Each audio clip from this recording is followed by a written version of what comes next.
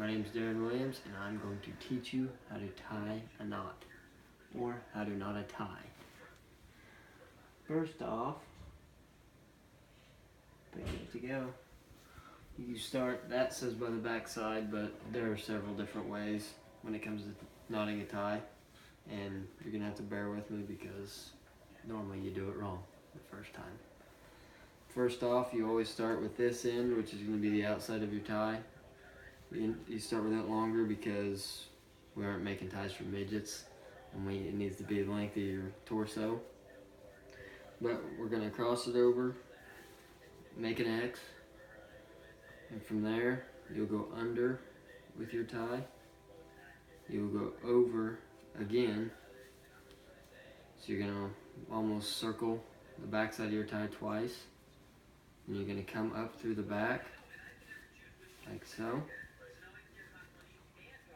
You can throw it over, that way you get everything lined up. You got to make sure everything's straight, otherwise you're going to have all sorts of creases and a funky looking tie. Then you want to go back with it, pull this out. This will go straight down through your tie.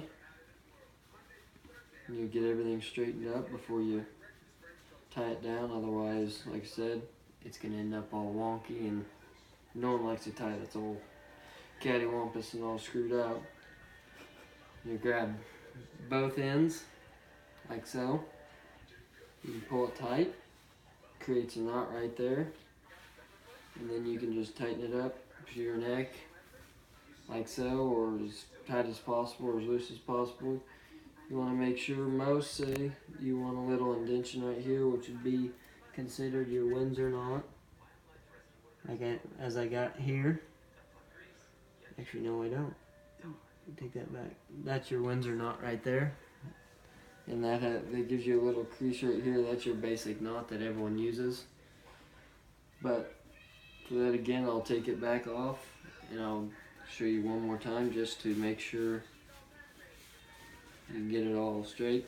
Like I said, you want to start out, and most people start by the belly button right here, and they'll bring it up a little bit from there to make sure it's long enough, because my first one wasn't long enough, if you couldn't tell. And then you're going to cross somewhere up high. You don't want it too low, because otherwise it's going to take too much of this portion of it and it's not going to be long enough. So you're going to create your X. You're going to loop around once, and you're going to go right here. You're going to pull it up through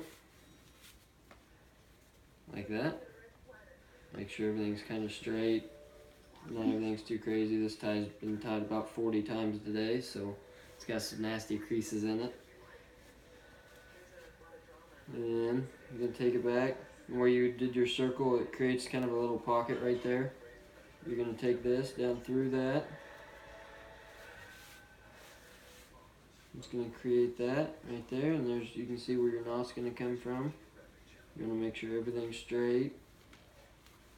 Then you grab both edges again, you pull them tight, and like that right there, it creates your little, what they call Windsor knot.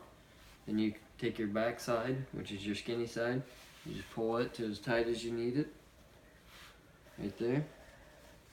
That is about the perfect length of your torso. You can take this, there's always a little piece on the back you slip that into. That holds it right there. That is your solid Windsor tie. Now, these are just a few of the different ways of tying ties. That there is your bow tie, which lots of people use. I prefer a bow tie. I actually have one here. These are one reason why I like them. These are pre-tied for you. All you gotta do is loop it around. There's a little hook right on the back. You can hook it like that. And then they come off just as easy. Let me take this off real fast. They come off easier than they go on, it seems like. They're always a nightmare. Now, this knot right here, I'm not even gonna attempt to demonstrate that knot. That is what they call the Eldridge knot. It's got 3 or 4 different knots inside of one. And this, like I said, is a bow tie. Nice and easy. It just goes on, snaps in. And then they also make these ties in a zip-up tie or a clip-on tie, which most people use them these days because they always look good and there's no room for error. And that, it concludes my presentation.